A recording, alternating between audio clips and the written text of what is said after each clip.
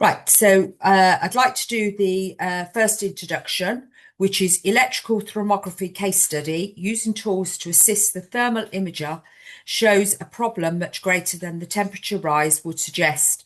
And this is by Joseph Dumont, T5 Data Centers from the USA. Thank you, Karen. Energized electrical testing.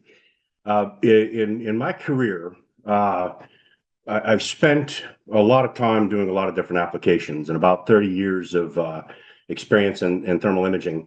But for the last 20 years, most of that has been electrical testing.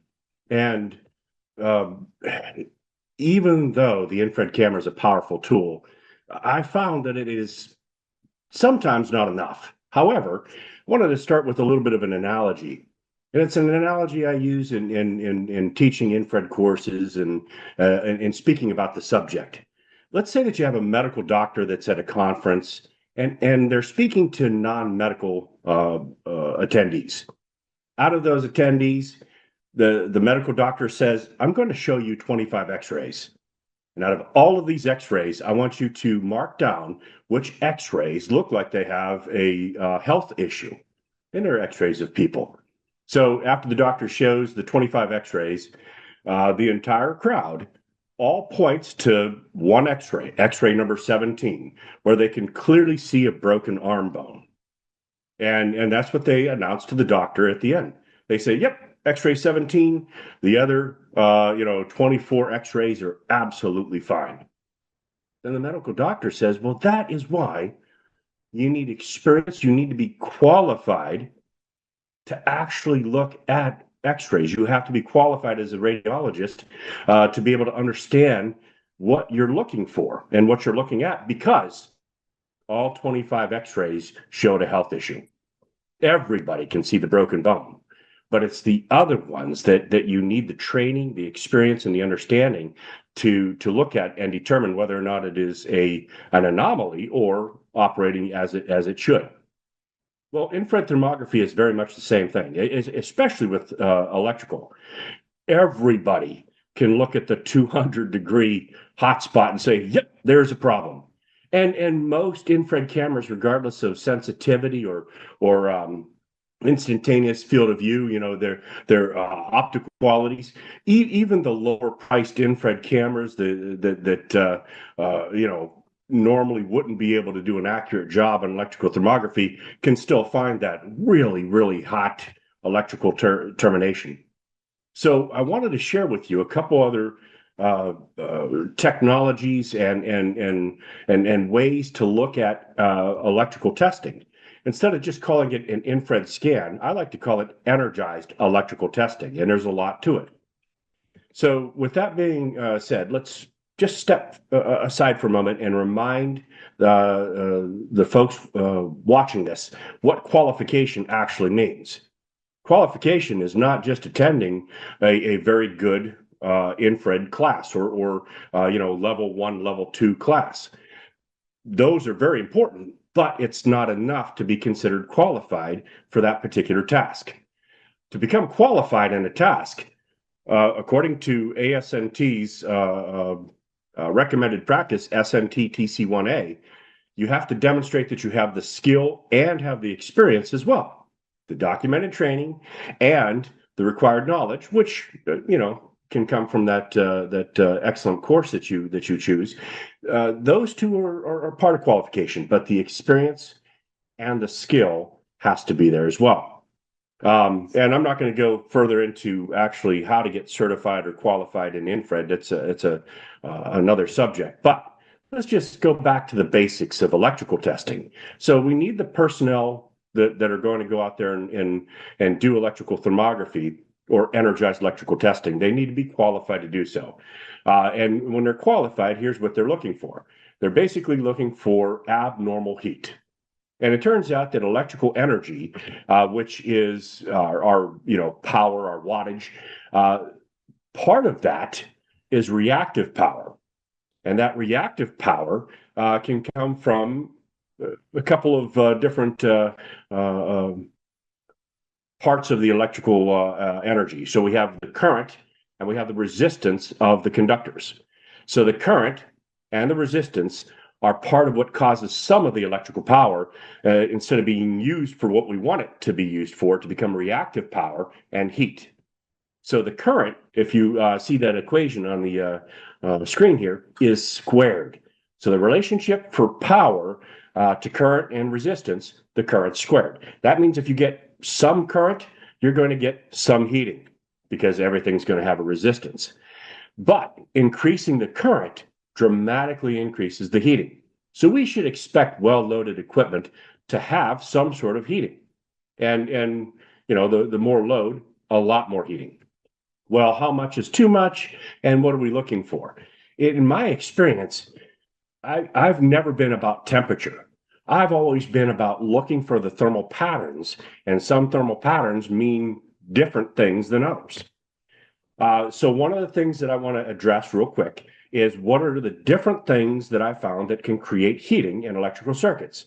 Normal loading, abnormal loading, you know, very, very high loading, sometimes over 100% of the system's rating, higher than normal resistances at terminations or connections.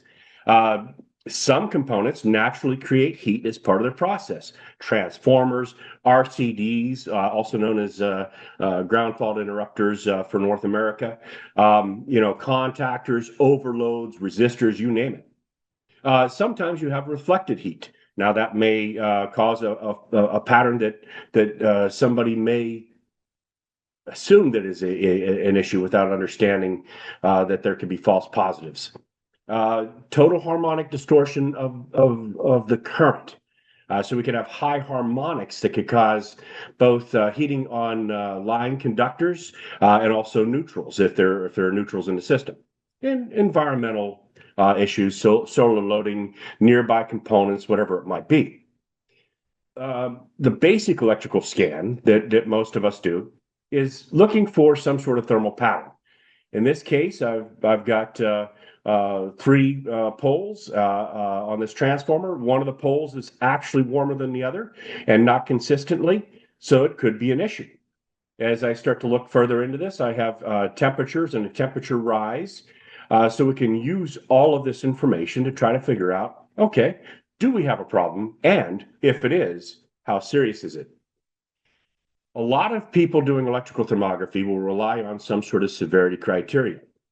The severity criteria that I've typically used is from the International Electric Testing Association, also known as NETA.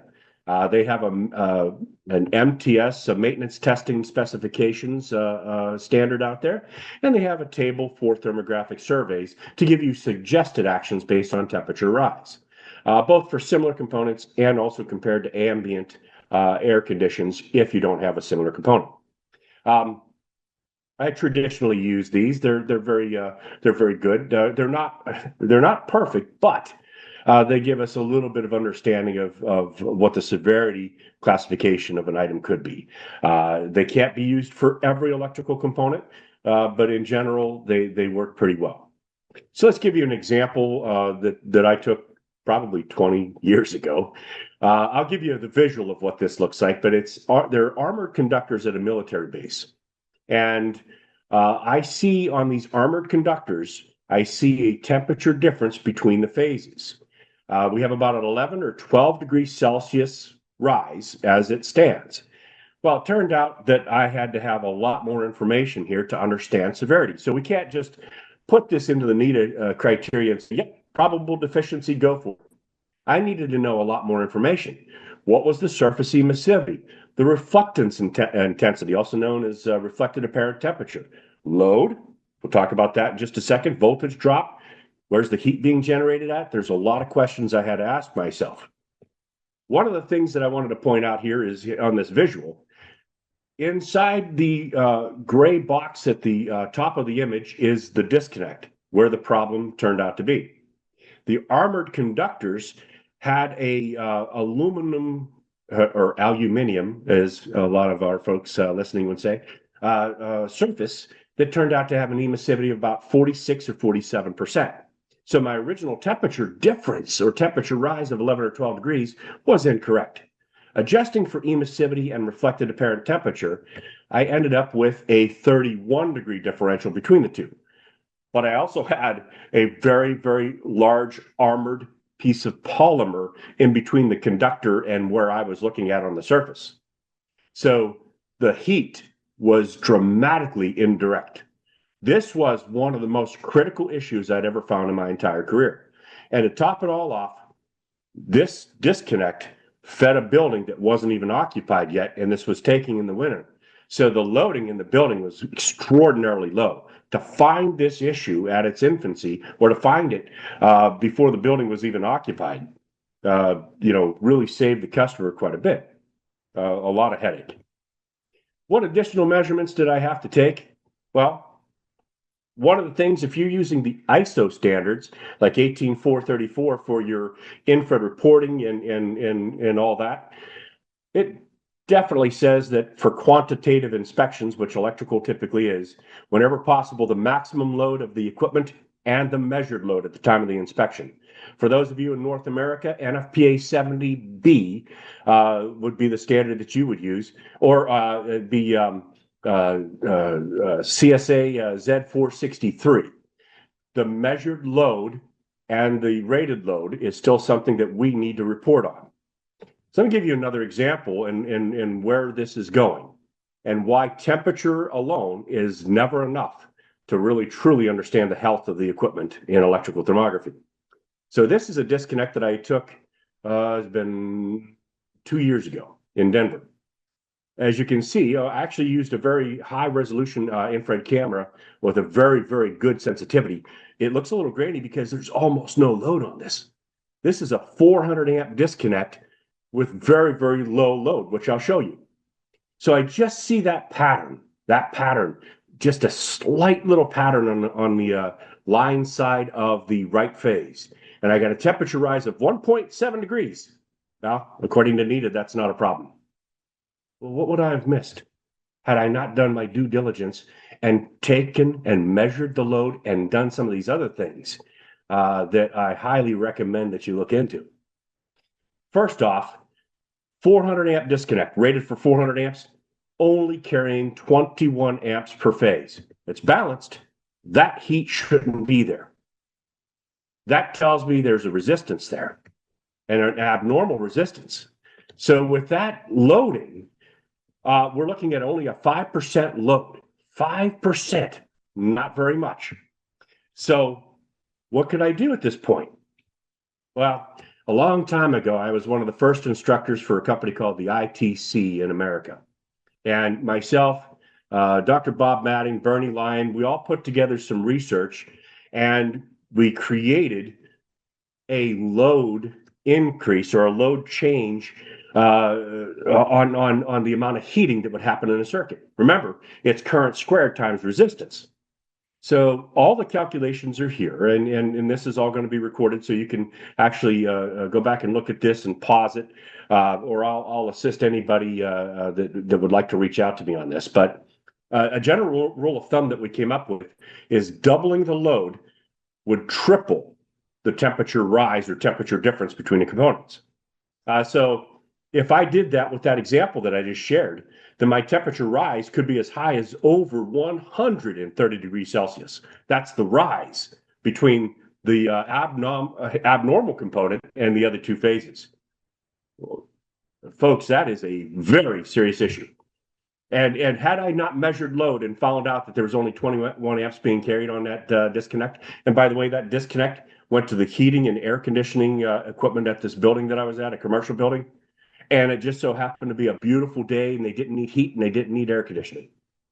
This was a very critical issue that would have been missed if you just take the thermal imager and go out there and look and say, oh, look, I got a temperature rise of 1.7 degrees, no big deal.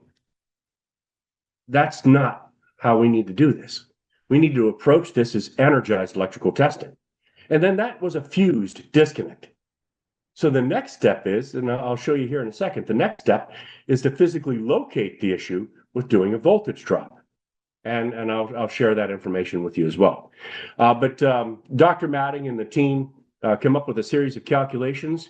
We also figured out that the I squared resistance times resistance. Some of the larger, better heat conductive components with a lot of surface area, the current wouldn't necessarily be squared in the equation. So we came up with three different heat conductive property equations.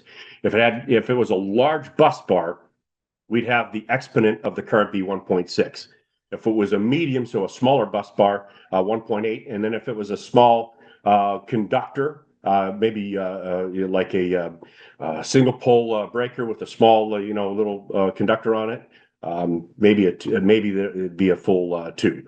I think on that larger disconnect, that 400 amp disconnect, I would have used a 1.8 in my calculations, and we created Excel forms that would do this for us. Well, the next step is in that disconnect, heat conducts through metal very, very well. So is the problem at that termination on the line side? Is it at the fuse clip? Is it the bus connection for the fuse clip? Where is that problem? Is it in the disconnect itself in the blade? On that phase that has that issue, and it's more close to the top of that disconnect on the line side than it was on the load side. But what do we fix? Well, folks, voltage will drop or lower with a higher resistance. So if you have a good multimeter that can measure down to the 1,000th of a volt, you can actually use the looking at the current and the voltage drop between the different components by elimination. You can find out exactly where the high resistance is with voltage drop. Or one of the things that I've been doing for a long time is measuring something you can't see with the thermal imager, like an internal moving contact of a breaker. Going across the outside of the breaker, the voltage drop will see what the resistance is inside. So where you have a very indirect measurement with the thermal imager, the voltage drop can actually classify the severity of an issue inside of a breaker. So the voltage is going to reduce as the resistance goes up. Pretty simple, pretty normal electrical measurement. Then also you need to know the current at the exact same time as you're doing the voltage drop, because as you remember, as the current goes up, the heating goes up exponentially, and so does the resistance of copper and aluminum. So we need to know also what the current's doing to our system. So measuring the current simultaneously with the voltage drop. We always use the two-channel meter that can measure, current and voltage drop at the same time. Or if you have two meters, one CT and one. I should probably tell you all. You shall be a qualified electrical person to do this. And most likely, if you're going to go out and do electrical testing, you'll have a qualified person that's out there to take the covers off. If that person's also qualified to use a digital multimeter and knows what they're doing, that individual can also help you with that. In the past, I've always used qualified electrical persons, journeyman electricians, to go out and actually do the thermography as well. And we did that from Australia all the way through North America, all the way through the UK and parts of Europe. So anytime I have infrared thermography of electrical components, I've always worked with qualified electrical persons that also were able to assist me with thermography. So it's a fantastic tool to use. Voltage and voltage drop along with the current. So let's do the actual math behind that last scenario. So when looking at it at its loading, which was only 5% at the time, what would happen? What would happen if the system all of a sudden, was at 80% load or 100% load? Well, the voltage drop, initially on this disconnect was 116 millivolts. That's very high. That's a lot higher. I expected it to be 1 or 2. But to get our voltage drop of on that phase, the hot phase was 98 millivolts versus 7 millivolts on the other two phases. So obviously a higher than normal resistance. What would that voltage drop calculate out to be at 100% load or 400 amps? Well, it looks right here. I don't know if my pointer is working here, but it would be 1.7 volts. That is terrible. That'd be one of the that if it actually reached 400 amps or even 300 and some amps, that would be well over 1 volt lost on that phase. That is one of the highest I've ever seen. So very, very, very big problem. Would have been missed if you were doing this with temperature only. And I know I'm very close. I had a couple minutes left, but it's a large topic. I try to cover what I could in about 20 minutes to give you guys some understanding that there's more to just electrical thermography than just infrared and temperatures. Thank you very much for your attention. Thank you very much, Joe. Excellent presentation.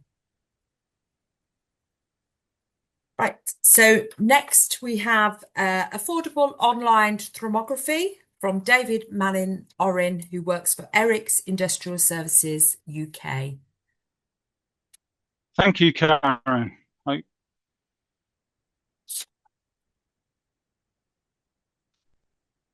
Thank you. All good. Over to you, David. Thank you. My name is David Manning-Orin. I work for Eric's. I've been the condition monitoring manager for Eric's for about 15 years. Yeah, we're talking about affordable online thermography. This is a project I've been working on probably the last 2 to 3 years within Eric's. So just giving you a bit of a timeline, I started work in 1984. And just really as digitization got into the engineering field with Windows, etc., starting to appear on laptops, all due to microprocessor development that led to communications and then various data processing elements. So everybody's talking about AI and machine learning, artificial intelligence kind of thing. And my condition monitoring journeys kind of followed that with vibration thermography. First thermographic camera was huge. Used to walk around and probably weighed about 7 or 8 kilo. At the end of the day, you knew you carried it for 8 hours. But I think it also matched with that is people's expectations of what things will actually do. But the science behind condition monitoring, all forms of condition monitoring, hasn't really changed. Vibration still goes back to Newton. Thermography still relies on infrared and all the principles of physics that go along with it. They don't see through things. That kind of thing that's happening. In the late 2010s, we developed within Eric's a lot of online solutions, including vibration analysis, and to the point where we've got around about 2,000 or 3,000 sensors out there now, which are auto-diagnosed. But pretty much any sensor we can take through to our platform, which we summarize and give people results. And it's the development of the infrared side of this, particularly online monitoring, that has kind of sparked my reason for the presentation today. Giving you a bit of background, we've already got a platform that can take complex data and turn it into results. So a vibration sensor that, let's say, is probably half the price of a standard wired solution and probably a tenth of the price of one that actually uses the same signal processing, can still give you a result because it's there every single second of every single day, or every 30 seconds we're taking data from it. And that's given us insights to machines that we never knew we had, particularly the smaller sides of the machines, the smaller assets. And it was kind of interesting. I picked up some technology and I wondered if the same was actually true. So if we could just rewind us to how we actually put a program together. And the reason why I'm talking about cost is 17359 says that for the cost of a solution, it has to reap a benefit, and that benefit has to be high enough to substantiate the outlay that you're putting into the solution. The selection of methodologies is only over this side. The first half of it is purely financial and cost benefit analysis.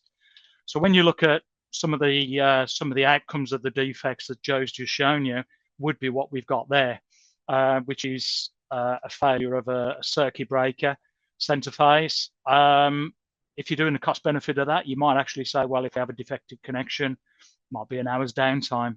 That's probably a day, maybe even 3 or 4. by the time you've replaced all the cabling that's inside there as well and all the control, because it looks pretty rammed that's inside it. Typically, things are installed that block the thermographer. So you've got this Perspex cover here.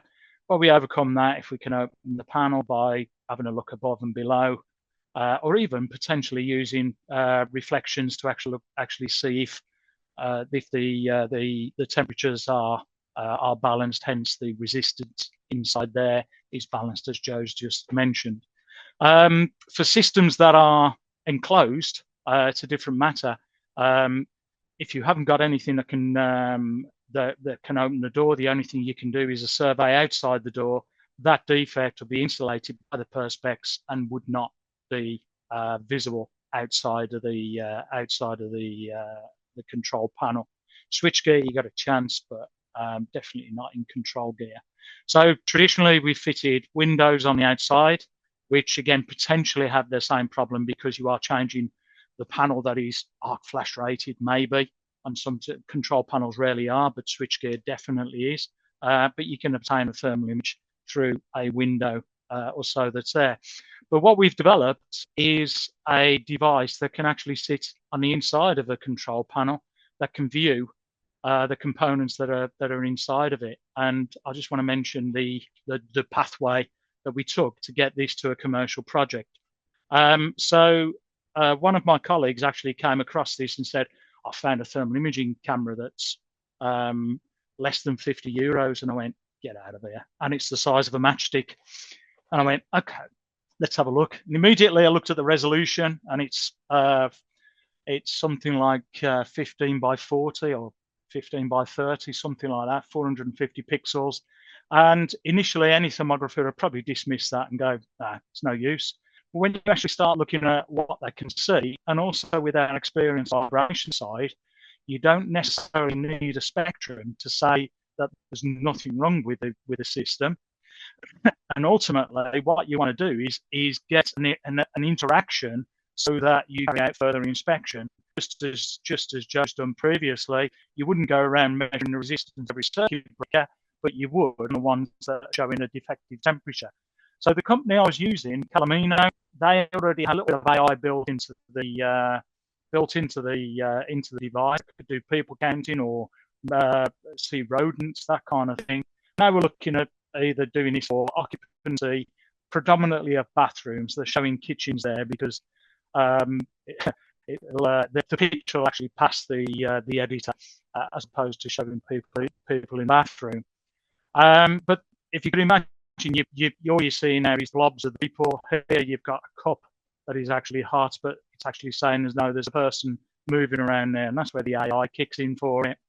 So I thought, can this actually be used in what we do in terms of industrial thermography? The first thing I did was actually purchase one, and of course, like any thermographer, it's other people, and there's somebody doing some arm flexing. Probably not the best way that you're going to see, but there you go.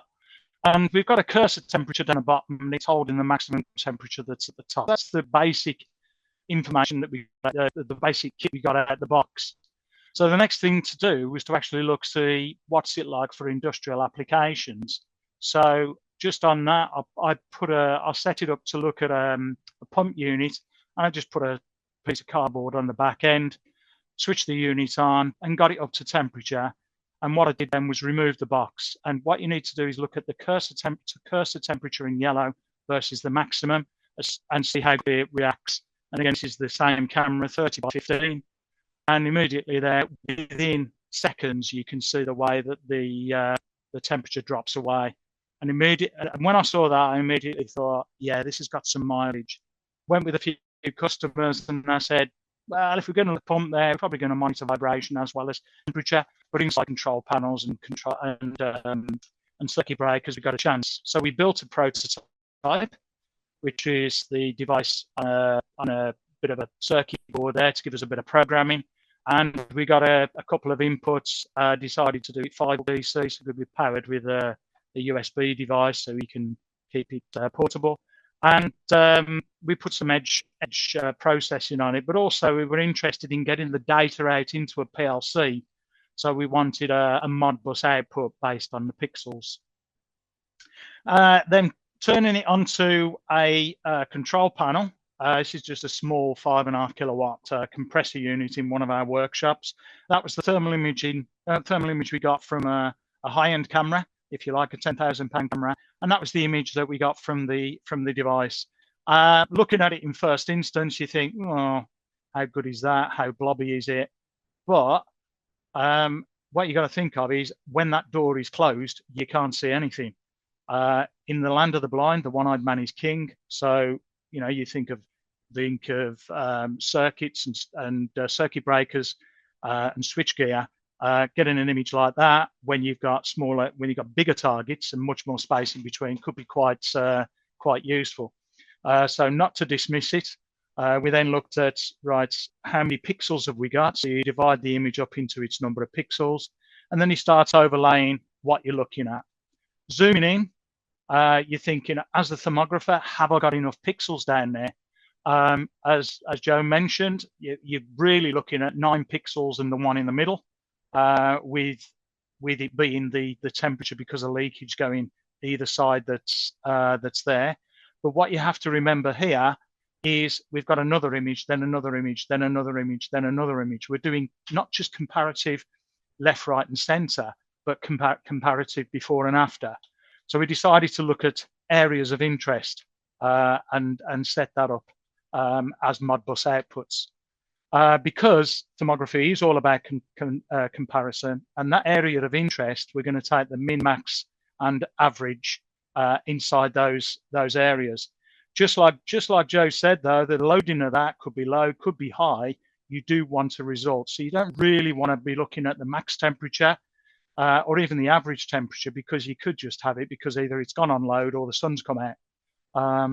Those two reasons. So because that was the trends that we got, and you can see the correlation between the three, we developed a coefficient. It's the same coefficient that we've been using for low energy circuits, like Joe had described earlier, only we don't use the current because there's a danger in taking the current, exactly like Joe said. Quite often it's an apprentice who's taking us around opening the hinge covers, not necessarily somebody you'd let loose with a clamp on. And the last thing you want to be doing with a loose connection is clamping it anyway. So we got a coefficient there, which, yeah, as seen correlation against the other severity tables that we've got. So taking our image again, and if we choose the areas of interest like a thermographer would, so you're probably looking at the main circuit breaker, circuit or isolator on the left-hand side. You're going to want to cover that. You're going to want to cover the top of the contactor system and the bottom of the contactor system, and also the overload that's in there. But the areas are going to be, let's have a look at the comparison across the top of that component, maybe across the middle of the circuit breaker to see if you've got a contact issue. And let's have a look at the bottom as well whilst we're doing it.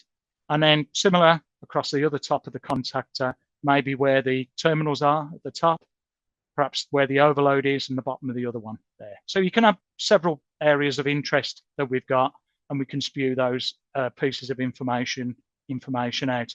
We programmed it almost like a game of Battleship. So you program the top corner, the bottom corner, and then that would give us an area with the min, max, and average. That way, we're not streaming lots and lots and lots of data, just streaming the information there. So it's a lot easier for a PLC programmer or anybody else to actually take that data in than try and sort out 400 pixels and parameters that are there. Deploying it actually on site, and we can see we've got the commercial model, which you saw in the first image anyway, that's there. We've got a bit of connectivity. As soon as we deployed it, the panel was switched off, so we could power it with 5-volt DC, but we couldn't see what we're looking at because there was nothing there really as a temperature differential. So what we then built was some resistors to plug into a 5-volt power supply, again using a battery pack for your iPhone charger or what have you. So that was plugged in, put the resistors on, and then we could see what we're looking at the areas of interest, so we can actually plot it. And you can see the resistors are actually on that image there. Just dropping the actual camera on, we were able to then use Wi-Fi in the panel and stream the image out. But it's quite tricky when a panel is closed to stream it out without creating a Wi-Fi solution, and you're defeating the object of high low cost and affordable thermal imaging by doing that. But with that, you could see that the terminals at the top there we could do. Now, what's happening here was that there was an air conditioning unit that was blowing air across what we've got down here. Now, I didn't know that when it was doing it, and it was like, oh no, that's a pain. But it also does our coefficient work. It was actually a good test because of this was a change in the ambient conditions, and perfect because we got a 10-degree swing on the ambient here, which could quite easily happen in real life, not necessarily with load. So we had the data out on the temperature, and we can kind of see the way that those lines start spreading and then coming back down. So what's the coefficient doing when we actually do that? And that's typically the coefficient across a few days that we've got. Is then somebody told me, well, if you've got those resistors on there, why don't you plug them in and see what you get and see what the deviation is, which is exactly what I did.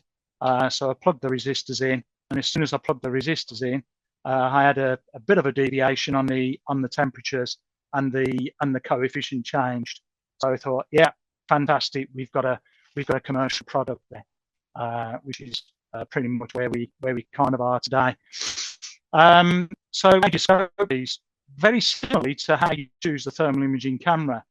So the device itself, the further you are away, the bigger, or you've got the same number of pixels. It just goes across a bigger area. So you need to be looking at the component that you've got. Have I got enough pixels on it? Similarly to what I've done previously. So on a panel that is 600 millimeters away from the components to, let's say, where the doors are, we can work out that we might need half a dozen thermal imaging cameras that are actually there on that. And if there was, let's say, 2 of those side by side, you're probably looking something in the region of to cover those panels, installed, commissioned, online, working, commissioned with a PLC. You're probably looking about £6,000 worth of product and probably £4,000 worth of commissioning that's in there. A lot of our condition monitoring, we use subscriptions, and so we would get the customers to subscribe at £300 a month for that service, which is how we actually offer the service into the customer. That said, we've also worked with Calamino's partners because we recognise getting this inside switchgear would be great. The issue we might have with that is that there's no PLC inside the switchgear, and that would mean a lot of cabling. So control gear, yeah, great. So working with BINDT, or some people might know them as Soren,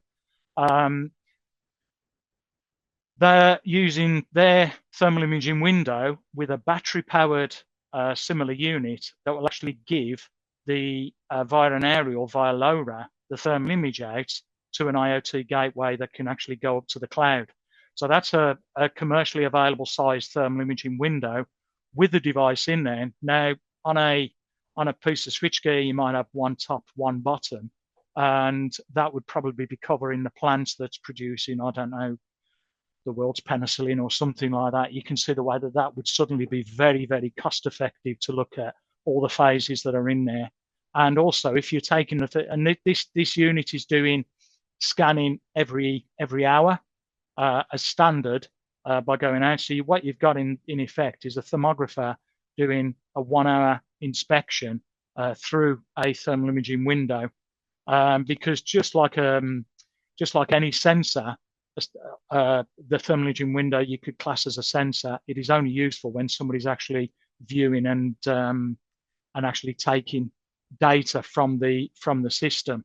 So exactly the same technology, and the image is out there to be used, and looking for differences as to what's happening inside that thermal image, as is what's there. So giving you a kind of genesis of, we already had the platform, taking a sensor, evaluating it, building it, overcoming problems. Hopefully that's been of use to you as to how you can apply your thermography into areas where, yeah, you thought you might never, ever get any imaging. And thank you, Karen. I think I'm close to my limit there. Excellent timing. Thank you very much, David. Our next presenter is talking on the use of thermography.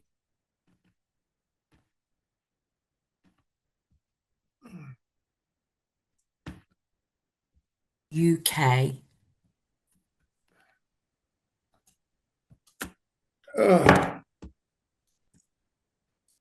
Apologies.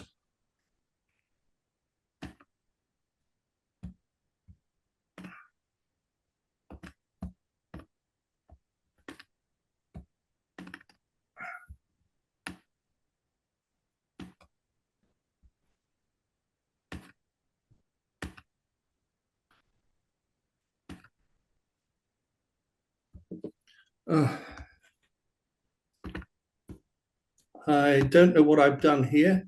I am sorry. I will get there. I have a little bit of problem with my. I have a problem with my nerves. With my. I have early stage. No problem. You just take your time. It's fine. Please talk We're absolutely amongst fine. yourselves. Everybody's got plenty of time. I don't know what's going on here. I'm so sorry. I have no idea what's going on.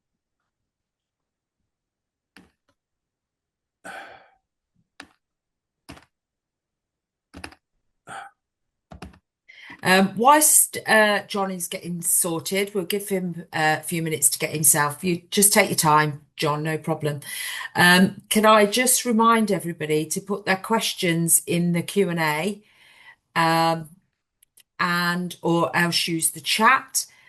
We will be able to ask questions verbally, but only if we've got time. So I'd urge you to put questions for any of the panelists for the end of the session, so that we can then do the panel session with all 4 speakers online. I do apologise. I'm still having problems. It's okay, John, no problem. I would go to Mark, but I know Mark isn't quite ready because Mark's doing something in the background. So I can't seem to get my presentation to come up on screen. right. Have you got your presentation? Would you like to just send it? I had it ready there, and unfortunately, I have an issue with my. Could you send it to Kalian or myself, and no, we could hang on show just it? a sec. I will get there, I'm sure. All right, no problem. It's the problem I have is with the mouse. My hand doesn't want to go where I want it to go. I have early stage Parkinson's. I'm sorry to say. No problem. You take your time, John. You take your time. My hand doesn't No work. problem at all. Just take your time. Okay, let's see if we can get back to that.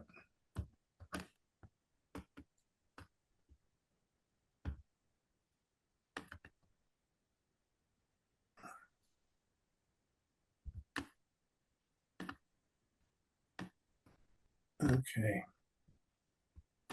I have my presentation back. Can you see that, Karen? We can, yes. Oh, yeah. Thank you.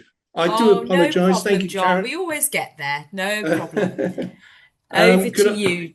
Yeah, are you good to go? Are you okay? I think I'm good to go. Okay. Moment. Right, so over to John on his presentation. Thank you, John. Okay. Thank you, Karen. Good afternoon. My name's John Magner. I do apologise for that. I have a problem that my fingers don't always go where my brain wants them to go. It is a problem. My name's John Magner. I'm a member of the Thermography Working Group for British Institute of Non-Destructive Testing, Category 3, PCN, General Civil and Electrical, and I was formerly an ITC ASNT Level 3 thermographer. I'm a qualified building energy assessor, and I was a board member and technical advisor for the UK Independent Air Tightness Testers Scheme, which became the Elmhurst Air Tightness Scheme. I'm also a trainer in thermography and air tightness testing for Infrared Training Limited in the UK. In this presentation, we'll look at possible roles for thermography in building energy performance surveys, basic fault finding through applications in energy upgrades, regulatory compliance and sustainability certification, and finally look at quantitative calculations of heat loss using infrared imaging data. Once we understand the basics of thermography, coupled with application knowledge, building performance issues are easily observable. And as with all technology, training is essential to develop good camera and survey technique. And a good grasp of construction materials and methods, coupled with an understanding of building physics, is needed to interpret infrared building images correctly by qualitative comparison, typically. So these are typical imaging patterns. For successful building energy performance surveys, we need certain environmental conditions. And depending on the nature of the survey, ideally this requirement is for as close to possible steady state heat transfer, and with a stable temperature difference, delta T, of a minimum of 10 degrees Celsius. No solar gain or moisture on the structure, and little wind. And for air leakage identification, we need a developed pressure differential across the structure. And once thermally focused, we can determine anomalies qualitatively by comparison and by recognizing typical patterns. So top left image, we can see cold or thermal bridging, missing or inconsistent insulation and air leakage. Top middle image, we can see externally open convective loops, or as it's now referred to, thermal bypass behind the plasterboard that's been installed on dots and dabs of adhesive. And in this case, this is where external air has entered the void created between the plasterboard and unsealed blockwork, cooling the surface of the plasterboard and exiting externally. In other words, it's not through air leakage. But although it's often combined with small leakage areas at joints and penetrations, this condition will typically not show up with an air permeability test result, but it can give rise to considerable performance issues. Top right, we have an external image of a failed gas seal in a double glazed window unit, identified during a handover survey. Bottom left image, this is a cold roof construction, wall to ceiling junction at the eaves. And the geometric dark blue shapes we can see is the area between the ceiling joists where there's missing insulation. We can also see that there's an area of misplaced insulation, which is not in good contact with the plasterboard. In the bottom middle image, we can see air leakage under and around a skirting board on a knee wall and a dormer roof construction. And this toothed or flared pattern is typical for air leakage. You can also see how the temperature of the radiator return pipe is being cooled by this anomaly. Bottom right image shows a condensation risk in a corner which is at a lower than dew point temperature. Pre and post energy upgrades, well, for domestic and commercial buildings, thermographic survey can be used to establish the building's current performance. And we can highlight anomalies and localized areas of heat loss. Survey report can help inform developers and builders where weaknesses in the thermal envelope exist and assist in directing resources effectively. Typically reporting by exception, in other words, just highlighting anomalies and ensuring that the area is referenced for positive identification in the report. In general, still qualitative, comparative images are all that's required.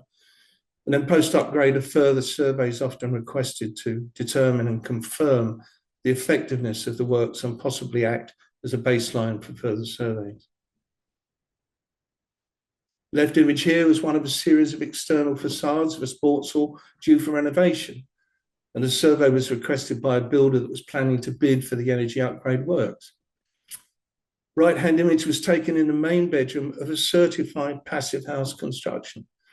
The external top floor, corner to ceiling area, was above the cot where a newborn baby was sleeping, which was being impacted by external air from the eaves, moving under some poorly installed attic insulation and causing what's often referred to as wind washing. This caused localized cooling of the surface of the ceiling by 5.9 degrees Celsius, which in turn led to a cooler corner compared to the rest of the bedroom. The house had achieved the required passive house air change figure of better than 0.6 air changes per hour at 50 pascals pressure differential, demonstrating that the anomaly wasn't as a result of through air leakage. Difficult to find without the use of infrared, and this type of heat loss will increase with wind speed and temperature difference. Thermographic building surveys can often help to inform developers where weaknesses in the thermal envelope exist and demonstrate that they've been addressed post any remedial works. Building compliance testing, air permeability tests are now a mandatory requirement to demonstrate compliance with part of building regulations for all new domestic buildings and new commercial buildings over 500 square meters, including extensions with a floor area greater than 25% of the current building. And using thermography in conjunction with a pressure differential, we can readily identify air leakage areas and provide photographic evidence of their location for reference. With the targets for air permeability test results being driven lower than the compliance minimum by the desire to achieve better energy performance criteria, such as nearly zero energy buildings and passive house, thermography can be instrumental in determining where improvements can be made. These images show considerable air leakage around an external door to the sports hall of a new school building. By creating a negative fan pressure and imaging from the inside, it's possible to identify weaknesses in the air barrier. It requires a bit more care with camera settings and ideally the use of a blower door, as often there's no working heating system in operation during a new construction to create a suitable density across the envelope. These thermal images are not seeing the air movement, but effectively seeing the cooling effect of the air as it's been drawn in and forced through the gaps in the structure, which act like venturis. As we know from Newton's law of cooling, this force increases the coefficient of cooling, which leads to increased heat transfer via convection. The images show typical air leakage areas readily found using a blower door in conjunction with infrared.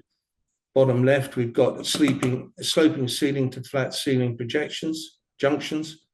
In the middle, around unsealed attic hatches, and then to the right, under and around skirting boards and around ceiling downlighter fittings in cold roof constructions.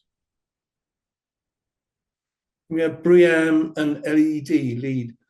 The BREEAM and LEED thermographic surveys can count towards the commissioning and handover sustainability credit as a means of demonstrating the continuity of insulation and avoidance of thermal bridging and air leakage paths in the building fabric.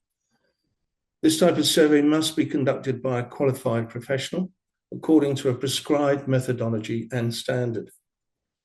The level of qualification generally required is a minimum of Category 2 certification under the ISO 18436 standard, such as Category 2 PCN or the ABBY Level 4 building thermography qualification. Occasionally, survey requirements may request a Category 3 thermographer to conduct the survey or sign off on the report. The thermographer conducts the survey and produces the report, but issuing the credit is the responsibility of a licensed assessor, who should also verify the thermographer's qualification and ensure that the survey complies with relevant applicable standards.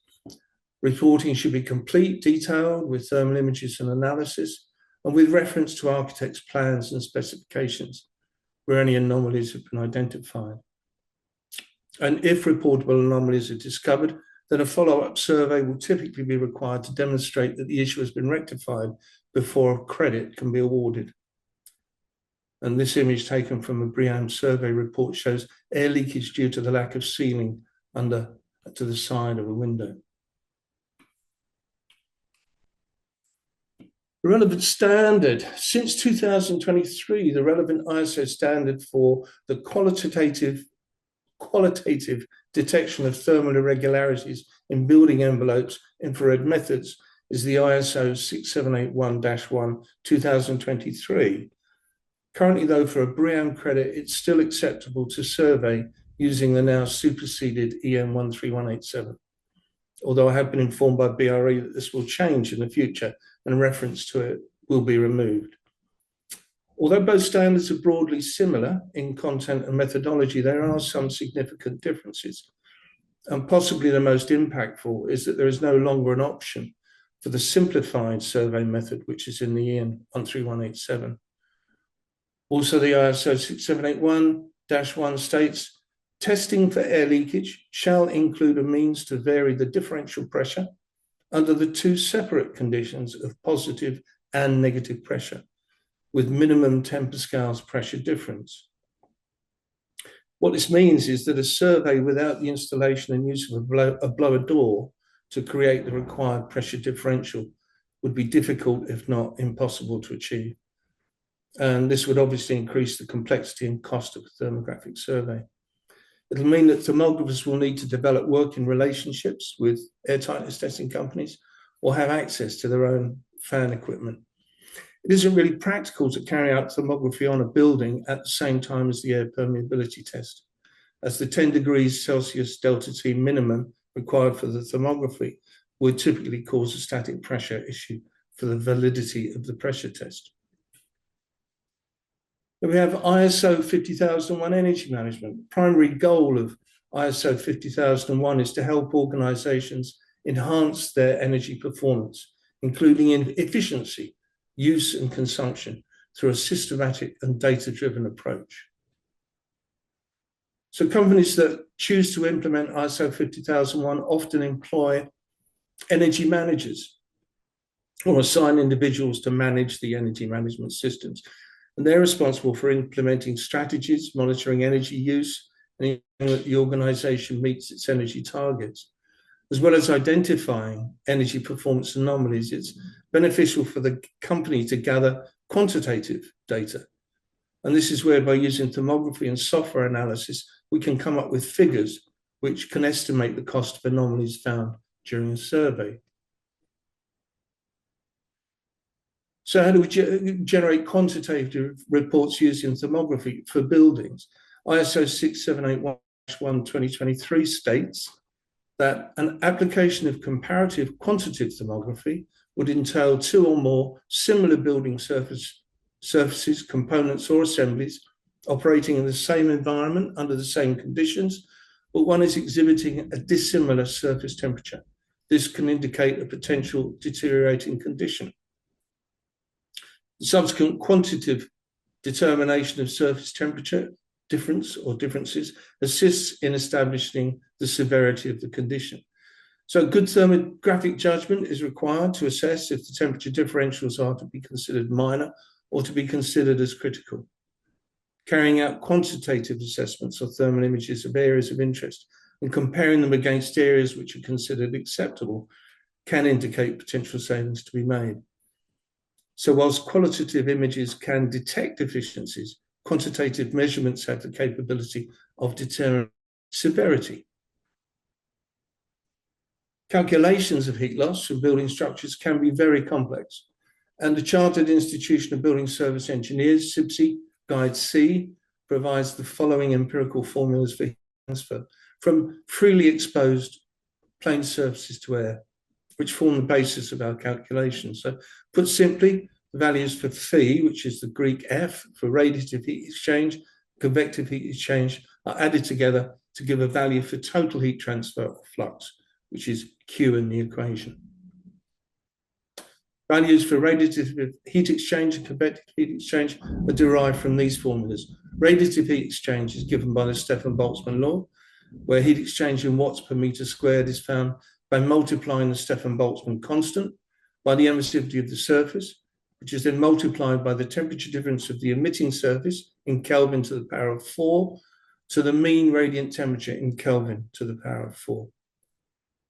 And convective heat exchange, which is given by Newton's law of cooling, where the heat exchange in watts per meter squared is found by multiplying C, the coefficient of convection, by the temperature difference of the surface to that of the bulk air temperature somewhere away from the surface, to the power of the exponent eta, the Greek letter eta, which looks like an N with a tail. And then we derive the specific relevant coefficients of convection C, the exponent eta plus wind speed by using table values from CIBSE 3.3.4.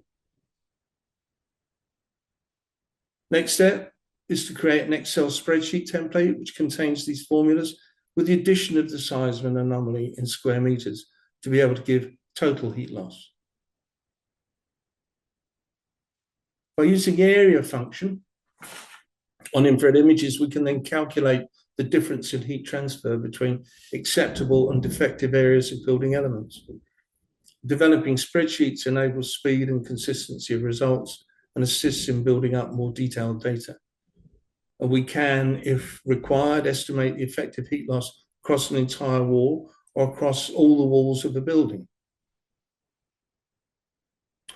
We can account for local weather conditions. Many buildings are kept at controlled internal temperatures, and yearly seasonal environmental data is available. So by using internal and external surface temperatures, we can estimate heat transfer through building assemblies, accounting for localized weather conditions, and apply these to the data from our infrared images. Putting these formulas together, we can estimate total heat loss from walls and the roofs of a building. In this instance, the wind speed at the time of the survey was less than 1 meter per second, and data provided in the report was based on this. However, from data supplied by the local meteorological service, it was determined that the average annual wind speed where this building is located is 4 meters per second, which would of course increase the heat loss under such conditions. Therefore, a second set of data was produced to reflect this. And the 3 different stages of the development were imaged. The areas of the anomalies were estimated and combined with the wall and roof area totals to give figures for heat loss per square meter at the time of survey, plus an indication of what the typical heat loss would be at 4 meters per second. And the sample image here shows a section of one wall of a commercial manufacturing plant to demonstrate to a potential client how the calculation of heat loss would be determined. U values are a measure of the rate of heat transfer through a building component, such as a wall, roof, or window, expressed in watts per meter squared per Kelvin, based on thermal conductivities of dry construction materials under steady state heat transfer conditions. And they use default values for surface resistances, which are the boundary layers where convective heat transfer occurs. With a dedicated spreadsheet, we can account for differing conditions of convective heat transfer and estimate U values based on actual surface temperatures at the time of survey. So by combining U value calculations with our heat transfer formulas, we can determine expected surface temperatures using design U values, account for differing conditions of convective heat transfer, and estimate U values based on actual surface temperatures at the time of survey. We can, by using plans and direct measurement, estimate the surface area of floors, walls, windows, doors, roof assemblies.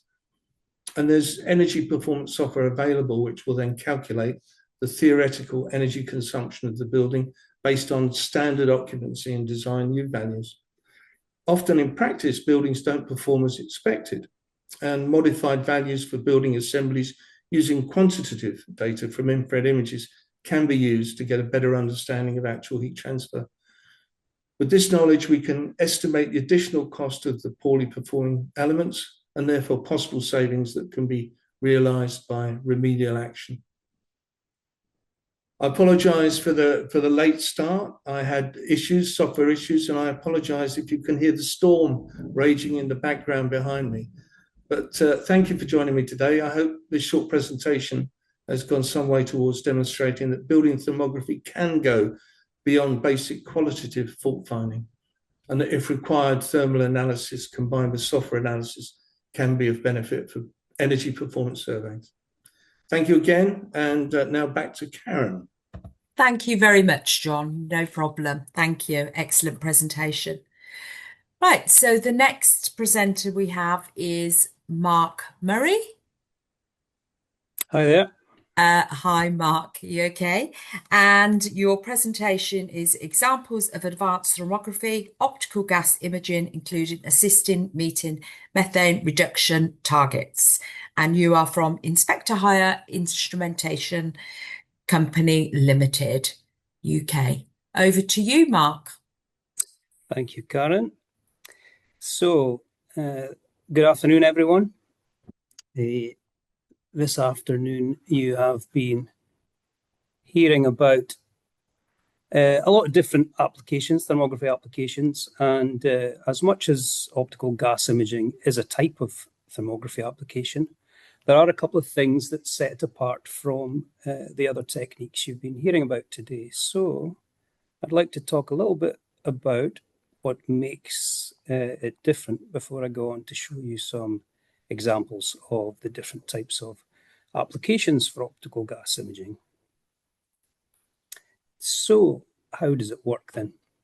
The gas cloud absorbs the radiation. Here's our radiation going through our gas cloud and into our camera detector. So the radiation is absorbed before it can get to the camera detector. So we are blocking that radiation from getting to the detector by the use of a filter.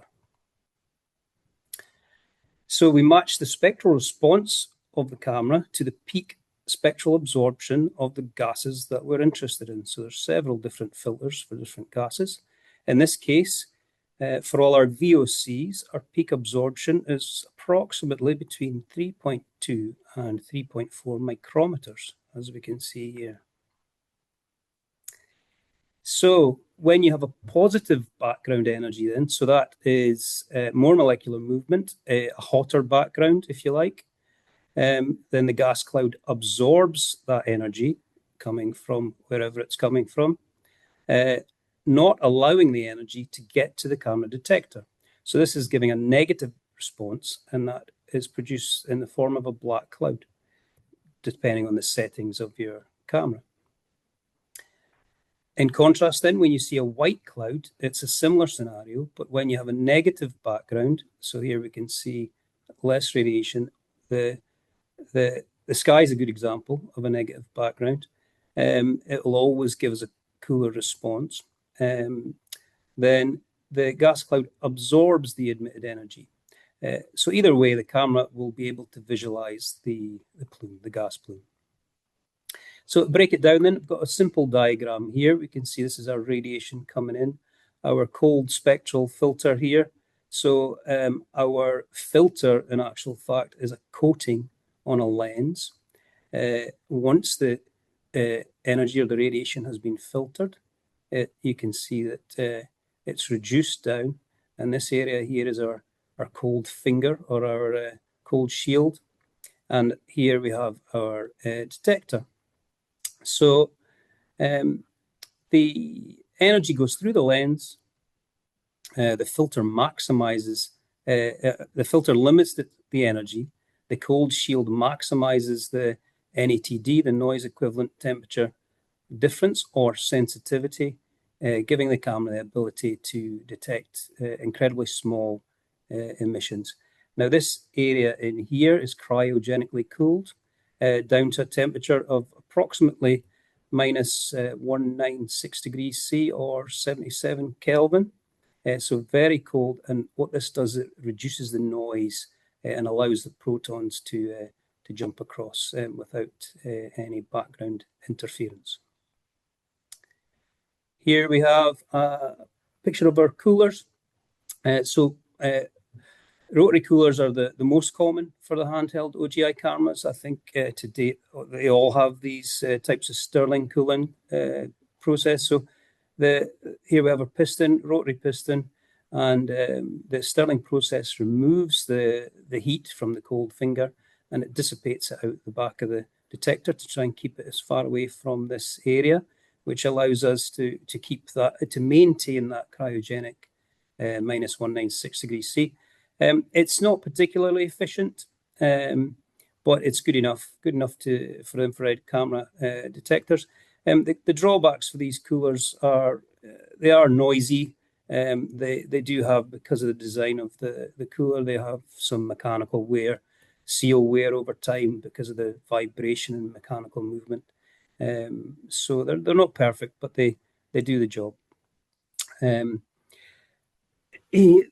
We have Flower's latest offering. It's called a Neutrino. Now, this one is a linear cryo cooler. So they've ironed out some of the problems of the previous coolers. Now, these ones are more modular integration. They're smaller, more lightweight. They have predicted significant longer lifetimes because of the lower vibration, etc. Larger cooling capacity in here, and it does tend to make them take longer to cool down to get to their cryogenic temperatures. But that's the only real drawback. So they come in a variety of different lens configurations. Here we've got a couple of examples. Still medium wave, of course, photon detectors. And because of their small size and lightweight, they're already being utilized and integrated for using on aerial platforms, so for drone cameras and the likes. So, like the things we require then to see gas with the camera, this is the thing that sets it apart really from all other infrared cameras. So kind of like the fire triangle, we have the OGI triangle. We've got the wavelength. The gas must have an absorption peak that overlaps with the spectral window of the camera. The delta T, so there must be a sufficient temperature difference between the gas plume and the background. A reported minimum of 2 degrees, but of course, the greater that difference, the better. And our gas, of course, there must be a gas present in the image that's greater than the minimum detection limit of the system. Now, different gases have different limits, but as low as 3% of any of the gases the camera can see will give you a resolved image. So most gas leaks can be detected with, as I said, a minimum of delta T of 2 degrees. And here we can see an image of a nicely optically resolved gas plume.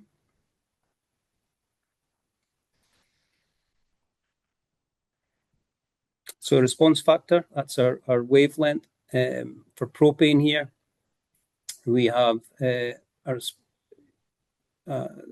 minimum detectable limit of 2 liters per minute. Methane is 16, so it's a reasonably low amount of gas. You can see the difference between the two there. So quantitative optical gas imaging then, what is it? So the delta I is the change in intensity at a pixel level as the pixels move across the field of view. So basically the camera is counting the pixels and doing a fancy algorithm to give us a response or a result. So why would we use this technique over any of the other available techniques on the market or more traditional techniques? So, well, for one, you can see the leak you're trying to measure. So here we can actually see where the gas plume is going.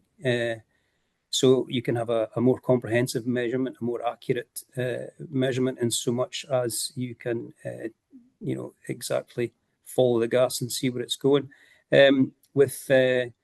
From a safety point of view, you can avoid being in the plume, which is sometimes the case when you're using other instruments.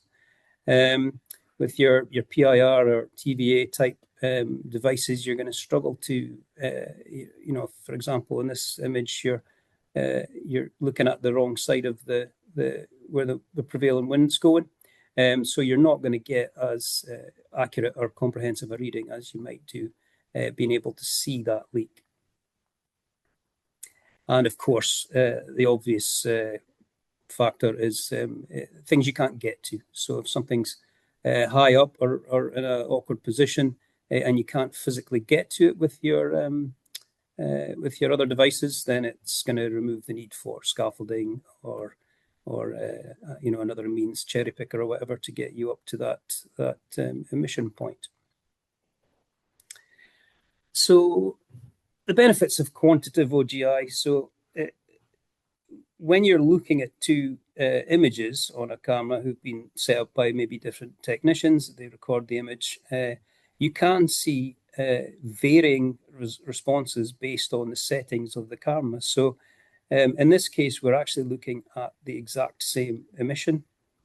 And if we compare the two, there's been some thermal tuning going on the left-hand image. So it has embellished the gas and made it look as if it's a larger leak than perhaps the other image looks. So it can be misleading when you're looking at the same image. So by quantifying that particular leak, then you can say for sure what you've got, what you're looking at. So changing the dynamic range, so that's your level and span, sometimes may make it look more dramatic. So because we're measuring the change in intensity of the pixels in the field of view, we will get the exact emission rate of the gas. So there are three important factors of the QOGI triangle, if you like. Delta T must be radiant contrast, as I said, at least 2 degrees greater, but the greater the delta T, the better. A consistent background also helps. If you've got clouds and stuff moving out in the background, this tends to give us spurious readings. The response factor, you see, the propane here is darker, and it's because it has a higher absorption factor within the camera filter. But in actual fact, it's the same size of leak as the methane. So it looks worse than it is. So by quantifying, we can get some more accurate results. And of course, the presence of gas concentration within the same response factor. So the better the response you'll get. And of course, like any instrument or technique, there are limitations. It's not going to be the most suitable thing for the best job. On a really windy day, for example, it's not a valid technique. And there are other considerations as well. But depending on your application and your lens availability, etc., what you've got at your disposal, potentially you can look at distances up to 210 feet with one of these 6-degree lenses. So it can have, for certain applications, can be a very valuable addition to your toolbox. Another reason for quantification, of course, is the regulatory stuff. There are many different regulations depending on where you are and who you work for. They can vary dramatically. Currently in the UK, we're kind of in between regulations. We're actually stating American. EPA is American agency, so our EA pretty much are doing the same stuff. I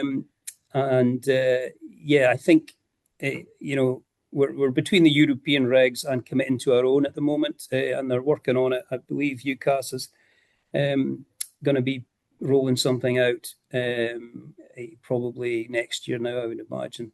But it's definitely coming, and all UK operators will be expected to be compliant within a couple of years, I imagine. So to date, as long as you've had some sort of LDAR system in place as an operator, you were compliant. But I think those days are coming to an end, and we're all going to have to fall in line with the new or more or less the same as the European regulations, I would imagine. So applications then, there are many. I've chosen a couple of the more interesting ones to look at today. We all know about this sort of standard oil and gas refinery type applications. So I'm going to look a little bit, it's kind of overlooked and a bit more specialized, is furnace applications. So using the cameras for gas-fired quantitative and qualitative applications. So first thing is measurement, of course, temperature measurement. It's notoriously difficult to get all your values correct, and I can't really I can't really go into too much detail about furnace temperature measurement. I don't think we've got enough time for that today. But it's also a qualitative OGI application, and it's made easier of course, by the use of filter. Now, the GO9 uses a special filter. In this case, we're actually looking for the least absorption from our filter. So you saw with the VOC camera, we wanted to have the maximum absorption possible, which was our 3.2 to 3.4. So in this case, we're looking at the point in the wavelength of a clean gas flame where it's least absorbed. And what that does is it makes our clean gas flame in our furnace appear almost invisible to the camera. So it blocks out that particular wavelength and makes the flame disappear more or less. Here we have an example. So on the left-hand side, we've got a nice optimized image. We've got no smoke to be seen. And in this situation, which is quite rare in my experience, we would be able to be very confident with our temperature measurement in this environment.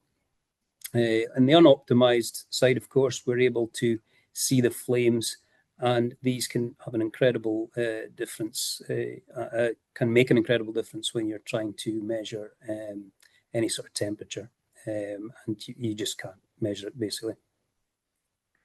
They are almost impossible. And this is due to, it could be dirty fuel or, unoptimized burners, that type of thing. But there's lots of things can affect it. But what we're looking for is a optically resolved image, as we see on the left.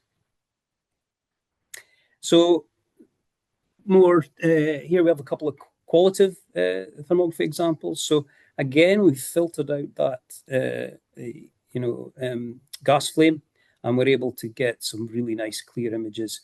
On the left-hand side, we've got a pretty pattern of scaling, and on the right, we've got the beginnings of evidence of coking within the pipe. So filtering out the flame allows us to visualize these different anomalies on the furnace tubes, which is useful information for the operators. So moving on then, we're going to look at some of our GIS applications, so gas insulated switchgear. It's the same story. This time, of course, we want a maximum absorption, and this is for looking at mainly SF6, but we can look at other stuff with this camera. And the filter in this case has been maximized for absorption is roughly 10.7 micrometers. And I'll have a look at a couple of examples here. We are going here. You have to look very carefully. And this example is where we've got a poor gas triangle. We've got one of our elements, which is our radiant contrast with our background, is missing. So it can make it very difficult to see. If you look carefully, you can see it now in high sensitivity mode, but prior to that, it was near invisible to the eye. It is quite a small leak, 6.8 kilograms over a 4-month period. But it was hard to see with the low radiant contrast due to the vegetation. In contrast then, it's the same size of breaker, but we have a very good background contrast. And of course, for our triangle, we've got a very good response factor with the gas as well. So it's a larger leak, of course. So another extreme is low pressure, and often these SF6 units are relatively low pressure. And as we can see here, sometimes changing the color palette to a high contrasting palette improves our ability to see that gas in certain circumstances.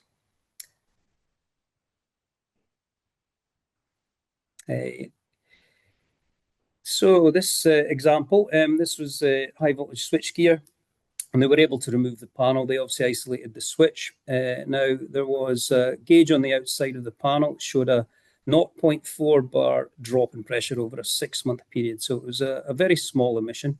They isolated the switch and it was given access, roughly 6-inch opening at either side of the switch to be able to check this copper system. Now, because of the environment, we had one of our elements of our triangle was missing, the contrast, very low contrast environment.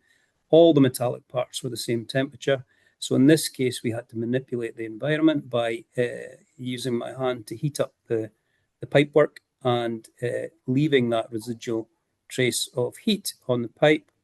And that allowed us to visualize that very small emission. So quite a tricky one, but just to give you an example of how sensitive the cameras are and the size of emissions that can be detected if you are able to create those 3 parts of the triangle. So aerial applications then, we are just going to show you some, I mean, there's some good examples here. Now, I'm not saying that this aerial application mitigates the need for boots on the ground, but for specific applications and in the correct environment, it definitely has its advantages. So we're just going to show you some examples of these things. This was just quite a cool video I liked. The unit's mounted with a GF300A camera. In this video, we're using a T650 to check the temperature of the motors as the ambient temperature was nearing 40 degrees. This was out in Abu Dhabi. We were worried that they might be overheating during the survey, so we were just testing them prior to doing it. It was a flare tip inspection, so again there was radiant heat to consider. So the manufacturer's maximum recommended temperature for the motors was 60 degrees. So we were a bit concerned about that, but as it happens, they were fine. They were being kept nice and cool with the propellers, so it wasn't a problem. That was just for interest, really. So aerial thermography can also be qualitative. So things like flare burner temperatures are crucial, to the life of the flare. If they're being overheated, then that can have a significant impact on the lifetime. Again, for certain applications, in this case, we've got a leak on the roof of a storage tank. Now, you might have picked this up from the ground. You might have seen the gas, but you're not going to have seen where it was coming from. So there are certainly some advantages from doing aerial surveys as well.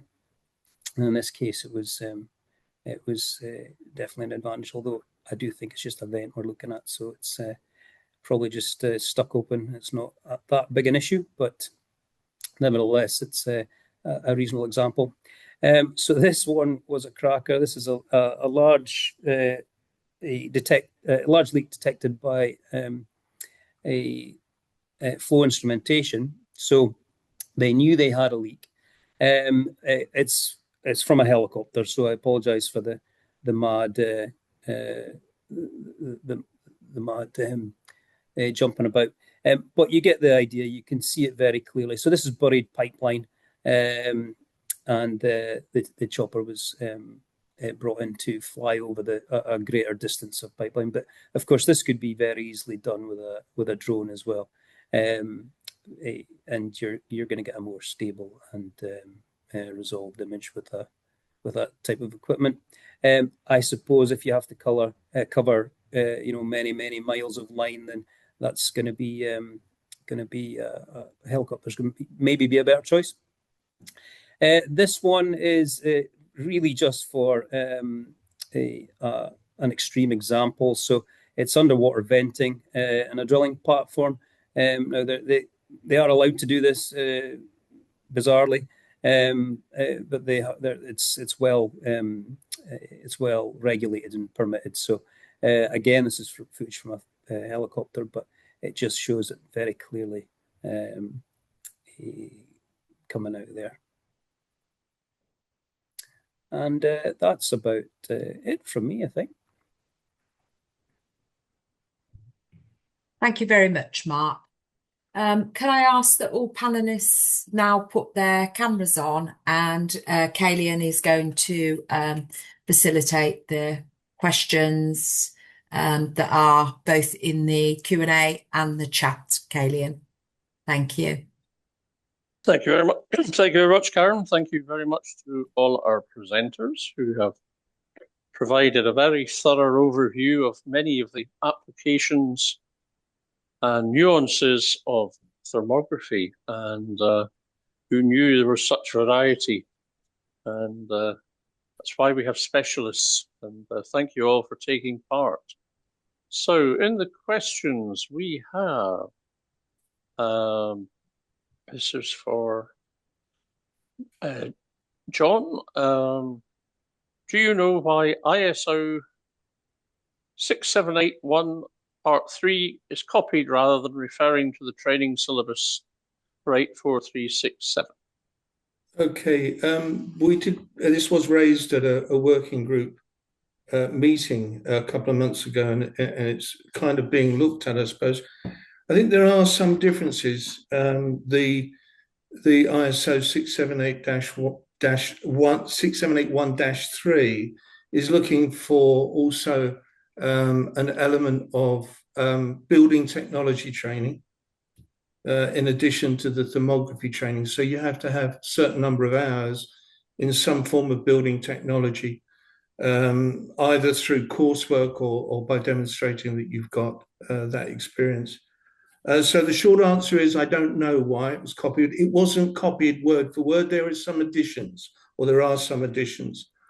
the 6781-3. And as I say, it has been raised, and somebody in the working group or some people in the working group are actively involved in looking at that. Excellent. Thank you. Thank you.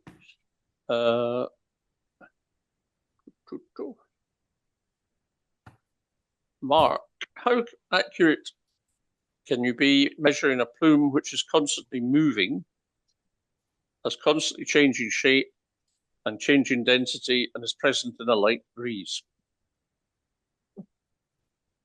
So it's a good question. The tools on the camera give you parameters, and you can either have a diffuse emission or a point emission. So it creates a circle or a square around the objects. The operator's job is to get that as optimized as possible. And what the plume, or what's actually happening is the pixels are being counted as it leaves that area, as it leaves the circle. So to answer the question, the plume is very much dependent on a pixel count. So it's your resolution of your gas, how optimized that is, will be giving you your results. So because you're just counting pixels, as the gas passes the boundary of the area of measurement. So I hope that answers your question. Yeah, that covers two questions, which is excellent. And we had one on how effective gas imaging is for SF6 leaks, which I think your presentation showed, but it is a difficult subject. It is, and it can be very difficult, but especially in very low pressure systems. And often you have to try and get your gas triangle, you often have to manipulate the situation. And I've found myself having to actually create a wind or a movement to be able to visualize the gas with the camera, because it is such a low pressure emission. So for very small leaks, you do have to really pull out all the stops and be quite creative with your detection methods in order to create those three elements of your gas triangle. Thank you. Joe, I have a question of my own for you, and having worked around the world, do you notice much of a difference in the requirements and standards in the different continents? Especially in safety. Yeah, for electrical safety, I have my favorites, and what I'll tend to do is basically try to take the best practices from those electrical safety standards, especially Z462 up in Canada. I think that's probably one of the better ones in the world right now for electrical safety. But as far as the equipment goes, sometimes you might be a qualified person for a lot of electrical equipment, but you'll usually find something in some other country that you have never seen before. So make sure that you have somebody qualified with you from the other nations, because the equipment could be different based on their standards for installation as well. Yeah, and I think you tend to find voltage frequencies tend to vary area to area as well. Yeah, you could have that. But as far as doing the testing that I was talking about, the millivolt drop and the current, those are still very good and standardized. And I'm so confident in those measurements no matter where I go. All right. David, what next for your online monitoring? Apart from selling loads of it. I think the thing being with that, we're just looking for applications for problems to solve. And the main thrust of what I was saying is don't rule out technology just because you believe it to be a kind of inferior, in inverted commas, quality or quantity. One thing that what taught me was the repeatability possibilities, and seeing machines working that you don't normally see before. I mean, how many people have actually had a thermal imaging camera on their contactors 24/7? It's just not, in terms of 32 amp, it's probably just not feasible in cost benefit to actually do that until now. So for us, we'll be looking at integration with power meters. We're already integrating it when we install any of the condition monitoring solutions that are there, simply because it's just a bolt-on sensor. We are monitoring the online solutions we're putting in to places by just adding the units that are actually there. But most of the time, it's just a case of solving problems and applications. There could actually be, obviously, a wavelength thing. Who knows? If we tune it to 3.2 microns, you could have early gas main detection. That's another possibility for it, using the Intel Mark scene. Yeah, get the drone in there, but let's get some early warning stuff based on the infrared technology that's there as well. So separate questions come in. I don't know if anyone wants to take it. Can you detect hydrogen gas releases? I remember reading it's more difficult to detect than other gases. So yeah, hydrogen it doesn't fall within the infrared spectrum. So they don't have a camera specifically that can detect hydrogen. However, the way we do that is we use CO2. So we have a CO2 camera. It's the GF343. And we use that one. We put trace gas into the hydrogen system, and that allows us to detect. You don't need a lot of gas in there, as little as 3%, and that will allow us to visualize the gas with that particular model of camera. Thank you. Can I just come on to that as well, Colleen? There's also some systems, if they're just putting supplementing hydrocarbons with the hydrogen, then you'll pick up the hydrocarbon that's there. The issue with hydrogen is it goes straight up as well. It doesn't drop. It's not as heavy as the other ones. We also get asked about nitrogen. Can we detect nitrogen? And if you think of it, that's 80% of what you're looking at with the thermal imaging camera. So that's probably a trickier one than hydrogen, because hydrogen shouldn't be there, but nitrogen should. And again, similar things, you need to maybe supplement it with another gas somehow that you can detect. Yep. And sometimes, depending on the size of the emission, even if it's nitrogen, you can actually see the gas movement. So, temperature. Right.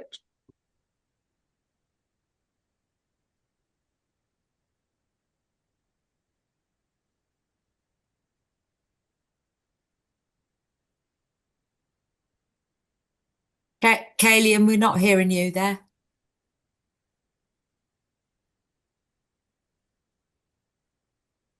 Can anyone else hear Kalian? No.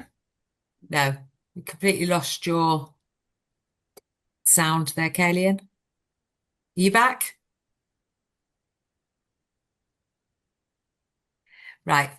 So it says, how accurate is it to measure a plume of gas which is constantly moving, has We've a had that one, I constantly think, Karen. changing shape? Pardon? We've actually had that one. Ah, right. We've done that one. So it's the other one, is it? Okay, Sorry, I think I there's one from joined. Keith. Yeah. Yeah. Sorry, I joined late. You may have covered this. What is the training of operators? Is there a minimum on the job training time? How are personnel qualified? This is all referencing into aerospace specifically. Who's that for? Go on, Joe, if you want to take that. Was it Joe that piped Sure. up first? Yeah, I think regardless the category 1 or category 2 hours, they're 12 months at 16 hours minimum per month for Cat 1, and then 24 months, same thing, 16 hours per month. And that's for the ISO standards. For North American standards, if you're looking at ASNT, you're looking at 400 total hours with 210 hours of scanning time for category or level 1, and 1,860 hours, I think, for level 2, with about 1,200 and some hours in scanning. For it, so it doesn't matter if it's aerospace, electrical, civil, mechanical. It's those are the experience hours.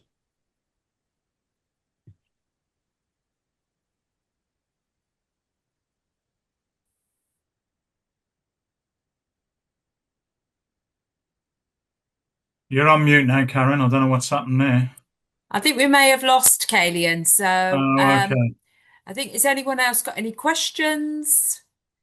Just going to have a look.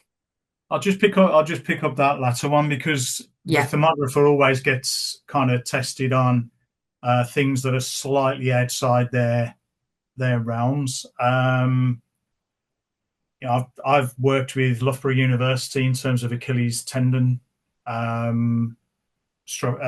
studies, and seeing the heat being developed of people with pain, without pain, and to see what the correlation is and to see whether it's earlier detectable, because obviously that would be 6 months out for the athlete.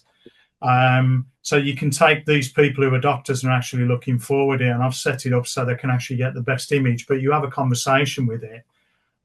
So again, if there was specific, because the guys just said kind of into aerospace, I mean, there's obviously NDT technology in the aerospace industry as well, where they use things called flash thermography to see that the heat transfer actually takes place and there's decent connectivity between one area, or there's delamination.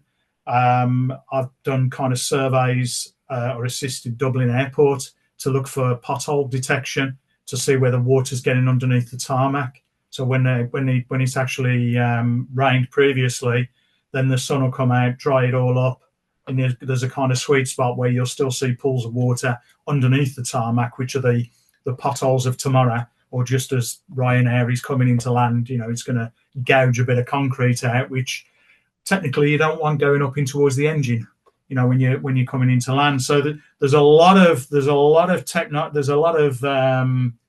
use cases, if you like, for thermography that are probably not covered by the standard that is actually there. For example, the hydrogen one that Kaylin just mentioned there could be done, because it might be colder, it might be warmer where that hydrogen's coming out, just purely on that. But you've got the standard rules of emissivity, and as I say, it was one of the institutes of sport who was looking at having some advice from us as what's the best way of carrying out a survey. Most level ones, level twos definitely be able to assist on that, but you need your subject matter experts, be that a physio, I almost said a psychologist there, a physiotherapist, or a vet, or a tree surgeon, or a farmer. You know, it's what are you trying to achieve with what you're doing. Most of the certified thermographers will get decent images and pick the right camera for the job as well.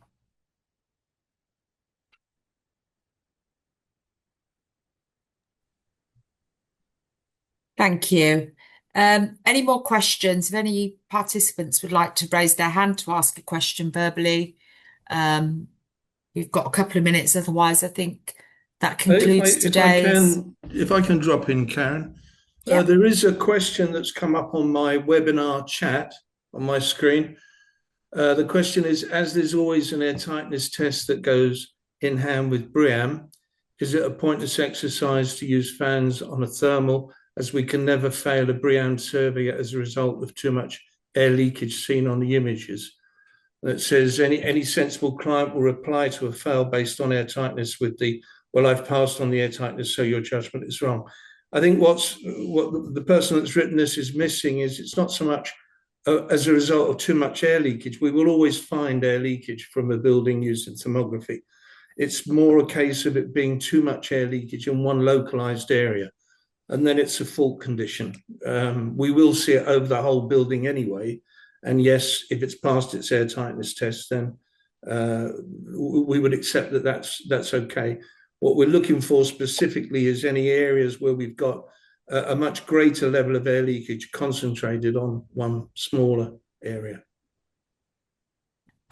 We have had some thank yous in the chat to all presenters saying there's been some excellent presentations, and it's very much appreciated your time and effort this afternoon.